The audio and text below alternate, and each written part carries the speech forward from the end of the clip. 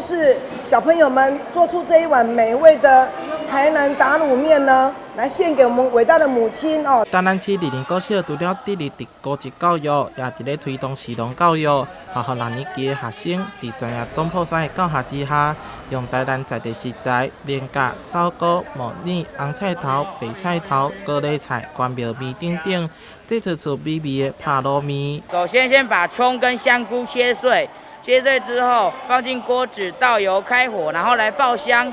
爆香之后呢，我们来加个水，然后加完水加白萝卜跟胡萝卜，因为萝卜比较不容易熟。等水滚开之后呢，再放香菇跟木耳进去煮之后，然后再来就是放高丽菜，高丽菜放完就是放面，然后放面之后用完就是要用那个马铃薯做的太白粉，番薯粉也是可以，就是去让它变成根。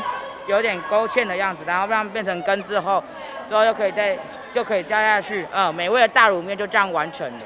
经过学生的精心烹煮，将这的拍卤面提供给幼儿园将要毕业的学弟妹，学校也用校内种的草莓制作成冰沙。校长表示，拍卤面有着传统的技法甲文史含义，会当借着学生的实作甲呈现，传递给学弟妹相当温馨幸福。借由食育的部分。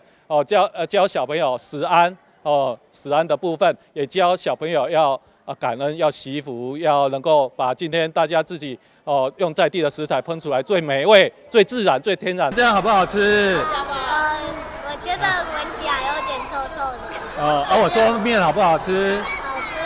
好吃。校长讲，人生有3种滋味上难忘：妈妈的滋味、母校的滋味，甲家乡的滋味。希望学生会当将这的滋味记好条，并转去分享给妈妈。台南新闻杨顺怀采访报道。